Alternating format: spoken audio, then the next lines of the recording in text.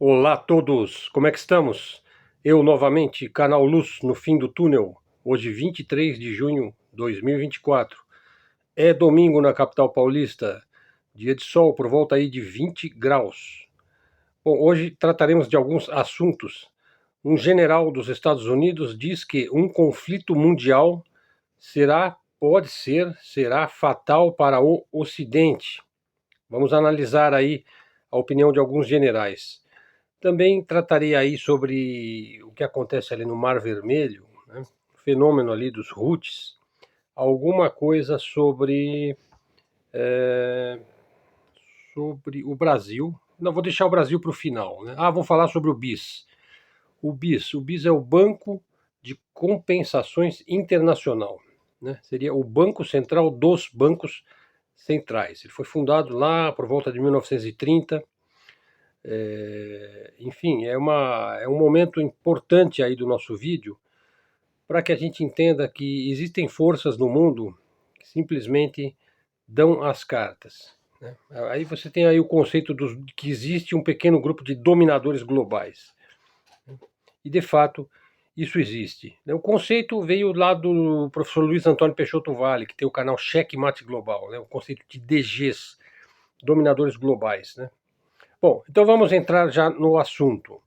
Um general dos Estados Unidos, opiniões de alguns generais dos Estados Unidos, né?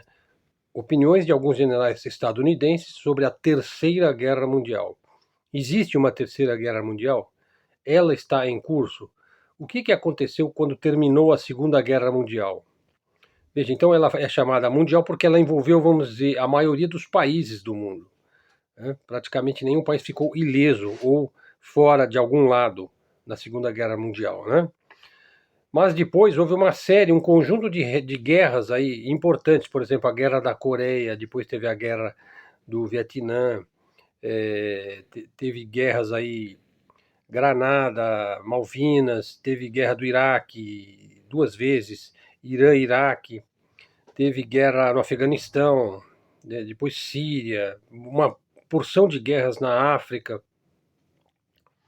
depois ainda temos agora guerra na Ucrânia, Israel, né? Está se preparando uma guerra na ilha de Taiwan, ainda não sabemos o que vai acontecer. Então, assim, você tem guerras localizadas. Então, ainda se você falar em Terceira Guerra Mundial, ainda talvez seja um pouco prematuro, né, para se dizer. Mas muita gente aí da ala militar, da ala da inteligência, jornalistas, políticos, falam muito sobre esse assunto hoje, inclusive da parte de think tanks, fundações, a grande mídia e também na mídia alternativa, na internet e muitos canais, né? Tem como foco a Terceira Guerra Mundial. Existe uma série de sites aí e canais que eu vou indicar sobre revistas militares, informações de estratégia, informações de tecnologia bélica, que pode ser interessante a gente citar aqui em algum momento. Bom, mas vamos entrar no assunto então. O general Mark Milley, veja, ele é presidente do Estado-Maior Conjunto das Forças Armadas dos Estados Unidos.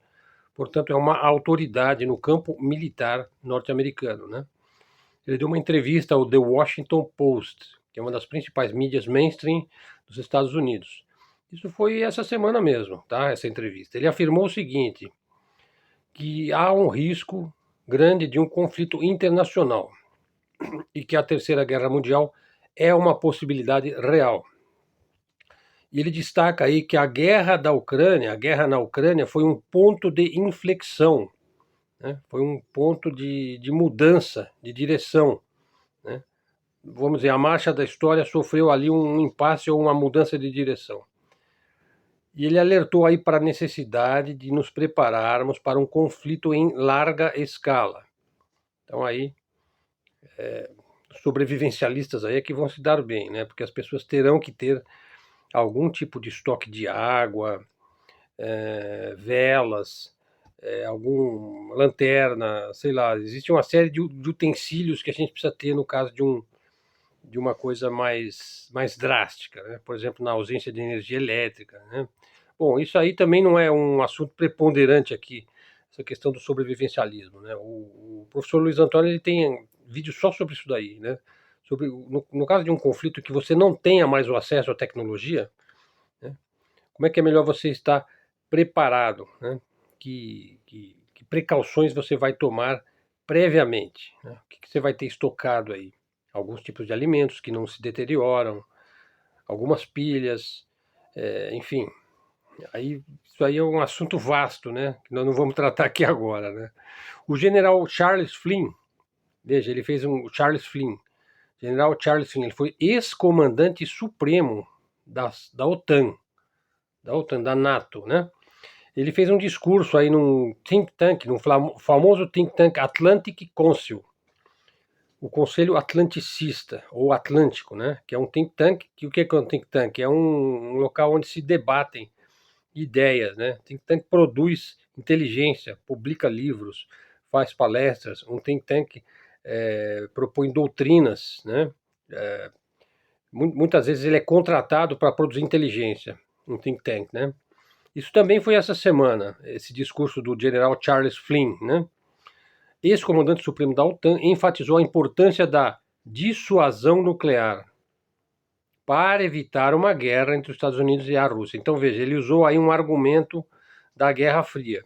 E que na Guerra Fria funcionou perfeitamente, a dissuasão nuclear. Ou seja, não vamos usar essas armas nucleares porque nós não queremos acabar com tudo e morrermos todos. É melhor a gente evitar, porque nós somos criaturas com mínimo de racionalidade e de inteligência. Bom, isso valia para a Guerra Fria. Será que vale para hoje em dia? E o Charles Flynn alertou aí para os perigos de uma escalada acidental. Por exemplo, que haja um acidente que encadeia aí um conflito, né, de mais larga monta. Por exemplo, poderia ser uma escalada acidental do conflito na Ucrânia mesmo. Por exemplo, na hipótese de como o Sr. Joe Biden, né, este leitor de teleprompter que é presidente dos Estados Unidos, ele falou, olha, está na hora de vocês jogarem mísseis no território da Rússia. Quer dizer, eu acho que é um conselho absolutamente insano, suicida, né? Porque isso seria um terrível acidente, né? Você acertar aí uma grande cidade russa com um míssil aí balístico que os Estados Unidos deu para os ucranianos, suficientemente insanos para fazer uso desse tipo de armamento contra civis. Veja, a guerra na Ucrânia ela é travada exército contra exército. É importante enfatizar isso daí, né? Atrocidades existem em toda e qualquer guerra, mas você tem uma doutrina militar russa que ali não é uma guerra de exterminar civil, por exemplo, como foi a ação nazista, né, quando houve lá a invasão da Rússia, da União Soviética, quando os nazistas invadiram. Ali sim era uma guerra de extermínio, né? Não, a guerra da Ucrânia é uma guerra entre exércitos. Daí que a doutrina militar russa prevê a desmilitarização da Ucrânia, ou seja, uma guerra contra exércitos, e a desnazificação num sentido mais amplo, mais largo, que é mais difícil se você desnazificar a Ucrânia, porque você vai ter que desnazificar também o Ocidente, né? Mas eu já falei sobre isso várias vezes, em vários vídeos, né? E o general John Hyten, acredito que seja Hyten, ele escreveu um artigo aí, o John Hyten, no The Wall Street Journal, que é o jornal de maior veiculação, de maior tiragem, que tem o maior número de leitores, né, dos Estados Unidos. Isso foi ontem mesmo, hein? Hoje é 23, né? Foi ontem, 22. O ex-chefe do Comando Espacial dos Estados Unidos, argumentou que os Estados Unidos precisam investir em suas capacidades de guerra espacial para se manterem à frente da China e da Rússia. E alertou aí para a crescente ameaça de ataques cibernéticos e outras formas de guerra não convencional. Veja, eu já disse aqui, não sei se foi no vídeo de ontem ou ontem, né? Tomando como fonte o analista de geopolítica e analista de notícias ligadas à inteligência, o Alfredo Jalizi, que ele disse que a China está à frente dos Estados Unidos em termos de tecnologia espacial. E também está à frente dos Estados Unidos em termos de IA, inteligência artificial. Então, eu acho assim, eu não entraria numa guerra, de modo algum, se eu não tivesse a supremacia espacial. Mas em hipótese alguma. Você perde o controle eletrônico, né, do seu maquinário, que hoje em dia tudo é praticamente internetado, com chip. Se você perde o acesso eletrônico aí dos radares, dos satélites, você vai ter dos radares, dos satélites, sistemas de transmissão de dados, você vai ter gravíssimos problemas, né? Bom, um general que foi citado aí no canal Prensa Alternativa, El Rota, que é um canal hispânico, né? Ele mencionou um alto general americano, é um canal do YouTube, né? O qual expressou muita preocupação sobre os rumos que o mundo está tomando, né? Ele disse que uma terceira GG será algo muito mais difícil e complicado para o Ocidente do que o que se imagina, sob todos os aspectos. Veja, essa questão do Ocidente, pessoal, eu vou abordar aí num próximo vídeo, né? Esse conceito do Ocidente, né? O conceito de, isso aí não vai ser bom para o Ocidente. Na verdade, não vai ser bom para ninguém, mas alguém vai ficar com peso mais... Um lado da balança vai ficar mais pesado, né? E vai ter um lado que vai ascender. Vocês já podem estar imaginando qual é o lado que vai subir na balança e qual é o que vai entrar em derrocada. Dá para imaginar qual seria a resposta para essa indagação aí. Quem é que vai levar melhor, né? Porque alguém vai levar melhor se houver esse gravíssimo conflito. Pessoal, mudando um pouco de assunto, esse assunto pesado aí da GG, né? Pergunta, veja, uma pergunta. Isso também já responde essa indagação, né? Veja, 8 meses no Mar Vermelho, com porta-aviões enormes, né? O maior poderio militar e econômico do mundo, né? 800 bases militares espalhadas pelo mundo, a moeda mais poderosa do mundo, o dólar, que detém aí 50% do dinheiro que circula no mundo, né? A maior marinha militar do mundo, e não conseguem vencer uma guerrilha armada com drones e mísseis dos Houthis, uma tribo iemenita do Iêmen. É um país paupérrimo lá no Oriente Médio. Eles podem ser pobres, mas eles não são nada fracos. É uma coisa para se pensar, para se refletir, né? De onde vem essa certeza aí midiática dos Estados Unidos de que eles são invencíveis? Em que se baseia essa certeza? Qual é a base realista do seu desprezo assim quase patológico pelos russos? Os Estados Unidos, eles são invencíveis sim, na tela da televisão. Eu começo a desconfiar, e aí é uma opinião minha, tá? Que essa certeza do chamado Ocidente coletivo, aí, do atlanticismo, que é liderado pelos Estados Unidos, que essa certeza de que eles são o bom, é despeito, hein? Para não dizer bravata. Mas é pior quando o indivíduo acredita piamente naquilo lá, porque é como se costuma dizer, né? Quem não se ilude, não se desilude, né? Sabe quando que os Estados Unidos enfrentaram forças equivalentes na sua história? Com exceção talvez da Guerra da Coreia? Nunca. Nunca. Sempre se escoraram em supremacia aérea e bombas, tecnologia melhor, jogadas do alto e de longe.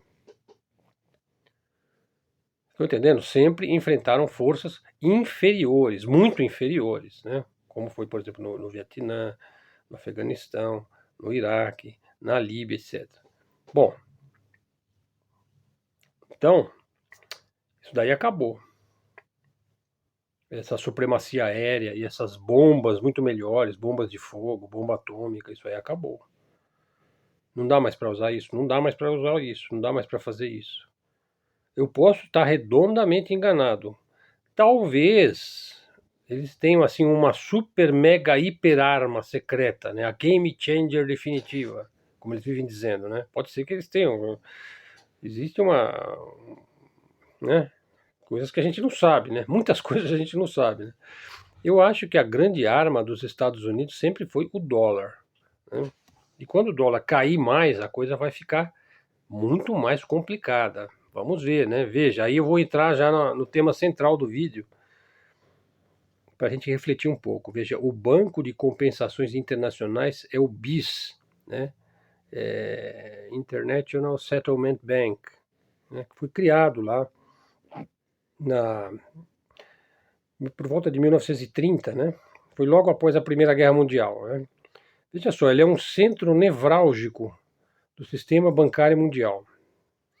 Uma espécie de, ele tem a reserva fracionária aí dos bancos centrais de muitos países, né? Ele tem, vamos dizer, uma reserva e uma garantia ligada como uma espécie de, olha, quando não tiver mais nada, ainda tem o bis, entendeu? Se quebrar tudo, se tiver um,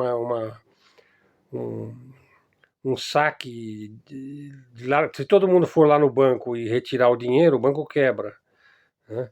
Se os bancos quebrarem, se os bancos falirem, se os bancos forem à bancarrota, se você tiver uma crise de 29 ainda pior, né, você ainda vai ter lá no fim da história o BIS, que pode segurar as pontas, né? Então por isso que ele é chamado Banco Central dos Bancos Centrais.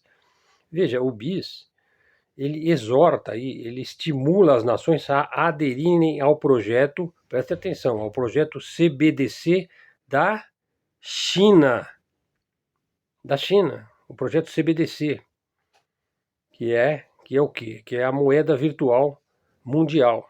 Eles vão unificar e os bancos centrais vão criar moedas virtuais para substituir o dinheiro físico e no segundo momento vai ser totalmente virtual, né? Que, aliás, é uma coisa que o Luiz Antônio Peixoto Vale ele fala lá no canal dele, né? Se tiver um conflito aí e o mundo entra num caos total, você precisa ter algum dinheiro físico, de notas pequenas, aí 10, 20 até 50 reais. Na hora do vamos ver, isso aí vai ser necessário, né? Porque você não vai ter mais internet, você não vai mais poder usar o celular, né? Se tiver esse conflito, né? Bom, mas não vamos digredir muito aqui, digressões, né? Vamos voltar aí à questão do BIS. Veja, então o BIS ele está se alinhando à China. Veja, ele não está se alinhando aos Estados Unidos, ele está se alinhando aos BRICS, né? E a missão, veja só, a missão é abandonar o dólar americano, pessoal. Vocês estão entendendo?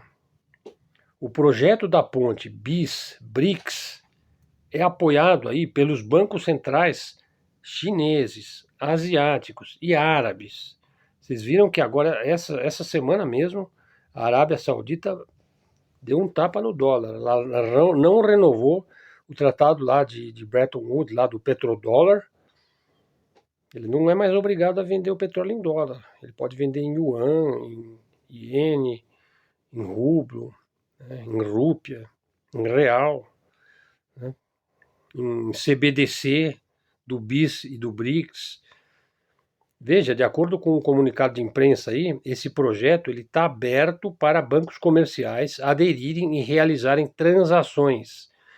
E aí, inclusive, o comunicado disse o seguinte, ó: as empresas privadas também são convidadas a participar e a propor melhorias, acrescenta o comunicado. Veja, eu garanto que tem vários banqueiros americanos que estão loucos para entrar nessa daí, pô.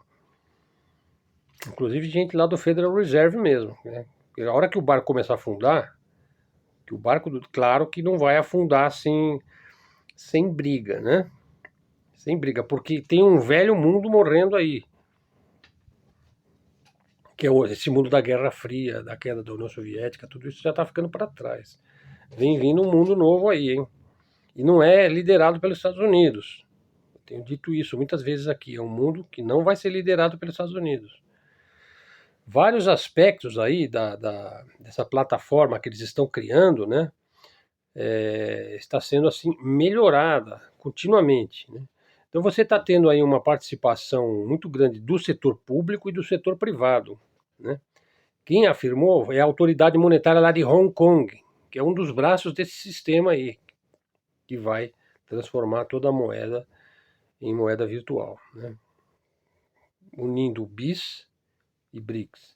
A instituição bancária e central de Hong Kong anunciou a adesão de uma nova nação do BRICS ao projeto. Veja qual? É a Arábia Saudita, né?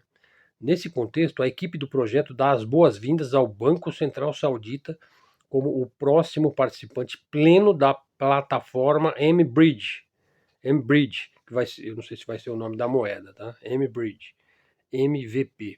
A nova plataforma, a CBDC, poderá desafiar o domínio do dólar americano nos sistemas de pagamento, impulsionando ainda mais a missão que hoje já é uma missão do mundo multipolar, a desdolarização do sistema, né?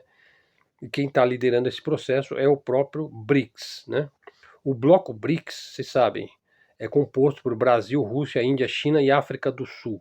As nações recentemente que aderiram aos BRICS, aí Egito, Etiópia, Irã, Arábia Saudita e Emirados Árabes Unidos, juntaram-se ao bloco na esperança de acabar com a dependência global do dólar. E tem mais um conjunto aí de 40 países querendo entrar para o bloco dos BRICS. Vocês viram, eu falei do Fórum de São Petersburgo, tinha 132 países lá tratando desse assunto e de outros assuntos, né? Então esse projeto pode se tornar um passo significativo rumo a esse objetivo aí, né, se mais países do BRICS também aderirem. É aí que eu pergunto, né, se vale a pena os Estados Unidos ficar fustigando a Rússia desta forma, né? Afinal, a Rússia ela pode vir a ser o elemento militar no novo mundo que vai surgindo aí. Ela vai ser o elemento policial, né? Porque nós estamos indo para uma sociedade tecnocrática, né, dominada por tecnologia. Tecnologia que a gente usa. Veja, mas nós sequer sabemos como é que funciona essa tecnologia. Por exemplo, eu mesmo eu não sei como é que funciona o chip lá do celular. Eu tenho uma ideia muito precária de como é que aquilo funciona, mas nós não sabemos reproduzir aquilo lá. Nós não temos uma percepção exata de todas essas coisas que a gente usa, né? Bom, isso é uma outra discussão, né? Veja, pessoal, vou falar aqui um pouquinho da Segunda Guerra Mundial, né? O segredo, né? Existe um segredo aí que já não é tão bem guardado, né? Esse segredo aí da Segunda Guerra Mundial, porque nós vamos entender muita coisa que está acontecendo agora, principalmente lá na Ucrânia e mesmo lá em Israel, se a gente voltar um pouquinho para trás, né, e entender certos segredos que já não são tão bem guardados, né, porque a história está sujeita a manipulações, né, a história está sujeita, inclusive, a invenções, a ficções, né. Veja, então, o famoso desembarque da Normandia, né, quando os aliados desembarcam na Europa no dia D, né, tinha um protocolo aí de alto nível para fazer uma aliança lá com o Bigodinho, né? O Bigodinho, ele chamou esse protocolo aí de paz e compromisso. Veja, então assim, o Bigodinho ele tinha uma maneira de lidar com os chamados aliados, né? Por exemplo, quando os exércitos nazistas tomam a França, veja, você tinha a Blitzkrieg, quer dizer, ele faz um ataque assim absurdo, fulminante das três forças, ar, terra e marinha, sabe? E assim, em poucas horas a França se rende, em poucos dias. Ela se rende, simplesmente. Mas ele não vai exterminar os franceses. Ele não vai ser cruel. Ele não vai destruir Paris. É um tipo de guerra quase que entre cavalheiros. Quer dizer, você tem um tratamento aqui para o lado do oeste, do ocidente, e um completamente diferente lá no outro lado, né? Porque quando os nazistas se espalham em direção à Rússia, a ordem era clara. Isso aqui é uma guerra da mais alta crueldade e é uma guerra de extermínio. E eles foram destruindo tudo que tinha pela frente, pessoal. Vilarejos, vilas, aldeias, pequenas cidades. Não sobrava nada. Nada, nada, nada. Era uma eliminação de tudo o que respira. Uma coisa terrível. Bom, então veja, os pontos de contato entre os diplomatas dos aliados aí do Ocidente, né, e da Alemanha eram quase que íntimos. Na época, o Joseph Stalin ele reclamava muito disso daí, né, assim, de por que o Ocidente diz que o Hitler é o grande inimigo, mas eles têm coisa estranha aí no meio dessa inimizade, hein? Tá parecendo mais uma coisa midiática, né? E a Operação Bragachon, que ontem teve várias lives aí vários canais que tratam de geopolítica falando sobre a Operação Bagration, né, que foi quando os russos resolveram enfrentar os nazistas, né, porque eles estavam sendo invadidos, né, pelos exércitos nazistas. A Operação Bagration acabou com as esperanças do Ocidente de se aliar ao Bigodinho, né, e de usar o Bigodinho para invadir a União Soviética. Se aliar a ele, que também era uma coisa imponderável, por exemplo, se aliar a ele ou eliminá-lo e se aliar com algum outro líder da Alemanha e avançar juntos contra a União Soviética.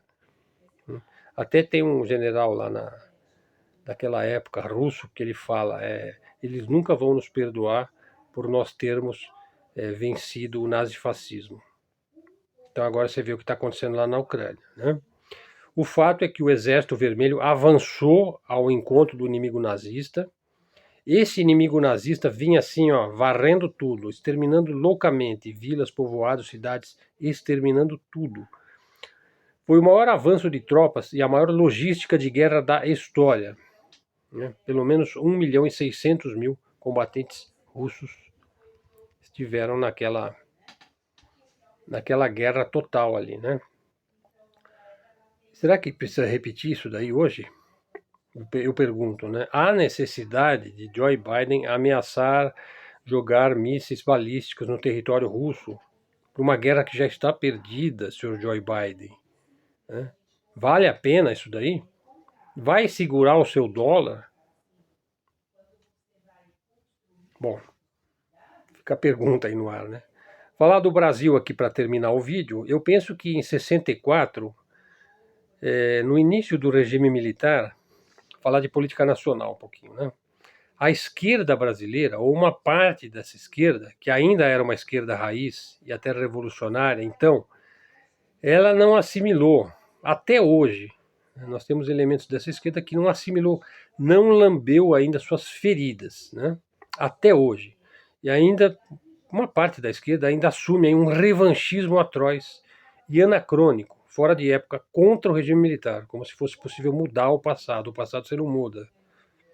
Você pode aprender com ele, mas você não muda o passado. Você tem que assimilar e fazer melhor da próxima vez. É o máximo que você pode fazer, né? Bom, no 8 de janeiro de 2023, agora, recentemente, ano passado, as Forças Armadas brasileiras, num outro momento, muito diferente daquele lá de 64, elas dariam, supostamente, um golpe militar, né?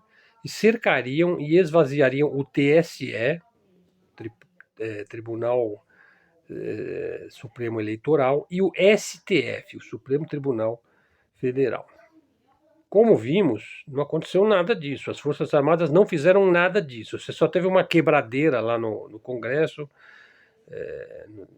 3 palácios lá do governo, né? Porque não era nada disso. Quer dizer, então quem acreditou isso vazou fake news, né? Quem pôs na cabeça do povo que ia ter isso daí, ou quem acreditou nisso, né? Porque as Forças Armadas são, a grosso modo, legalistas, né? Veja, em 64, o Congresso ele votou pela saída do Jango Goulart. E as Forças Armadas, elas assumiram com o apoio do Congresso. Se bem que eles não fizeram a prometida eleição que eles prometeram, né? E acabaram ficando lá por mais de 20 anos no poder, né? Então vocês vejam, e hoje a neodireita brasileira ela está um pouco ressentida com as Forças Armadas. Então, assim, tanto uma parte da esquerda está ressentida, como uma parte da direita e também está ressentida com as Forças Armadas, né? Agora veja uma outra questão, olha, toda a nossa infraestrutura atual, hidrelétricas, termoelétricas, nuclear, tem Angra dos Reis, rodovias, muitas rodovias, ferrovias, a Transamazônica, né? Rodovias que cortam o Brasil de cima a baixo. Eu já fiz um vídeo só sobre essas rodovias, aeroportos, portos, navegação, assim, uma parafernália, o agronegócio, né? Sabe, plantar lá no Cerrado, a Embrapa, né? Sudene, você tem uma série de estatais, né, e de empresas que foram criadas no regime militar. O Brasil teve um desenvolvimento assim absurdo, né? Houve essa permissão aí, né? E, vamos dizer, nós estávamos aí de bem, vai, com os Estados Unidos, eles estavam investindo aqui, nós estávamos recebendo tecnologia, né? Os militares eles tiveram esse papel de criar infraestrutura no Brasil, talvez tenha sido o último momento em que se pôde criar infraestrutura, né? E isso foi assim durante todo o regime militar, né? Foi uma época de uma pujança industrial, né? E também de pleno desenvolvimento, de emprego, né? As pessoas não faltava trabalho, né? Tivemos até um carro brasileiro aqui, o primeiro carro elétrico do mundo, que foi o Gurgel, né? Bom, depois tudo isso veio abaixo, né? Veja, de 64, de 1980 para cá, 80% da nossa infraestrutura foi privatizada. De 1980 até hoje, 80%. Ainda tem 20% aí de estatais, né? De algumas empresas. Nós temos ainda uma parte da Petrobras, da Sabesp, né? Mas todo dia, a neodireita brasileira celebra a privatização da água, da energia elétrica, se periga assim do ar, do pensamento, de tudo, para investidores externos, como se isso fosse resolver os problemas do Brasil, né? Bom, atualmente, pessoal, para terminar o vídeo, veja, as Forças Armadas brasileiras estão talvez em seu momento mais fraco, mais frágil da nossa história. Um momento muito sério. Nós deveríamos estar falando, né, de soberania, de defesa, de interesse nacional. Se as Forças Armadas não querem mais falar disso daí, ou se elas não podem, ou se elas querem prosseguir comprando coisas velhas, aí, sucatas da OTAN, da França ou dos Estados Unidos, boa sorte. Talvez nós, os civis, é que devemos debater aí sobre drones, mísseis, submarinos brasileiros, enfim, vamos ver. Temos um longo caminho pela frente aí. Pessoal, o vídeo ficou com 32 minutos. Eu agradeço muito a atenção de todos. Façam seus comentários, dá um like, acione aí o sininho das notificações. Traga um seguidor para o canal. Se quiser se tornar membro do canal, também o canal está monetizado e crescendo de uma maneira natural. Tem algumas playlists já aí à disposição. Canal de livre expressão, livre comunicação. Canal de mídia alternativa, de mídia independente. Bom, então vamos ficando por aqui. Até a próxima e fiquem com Deus.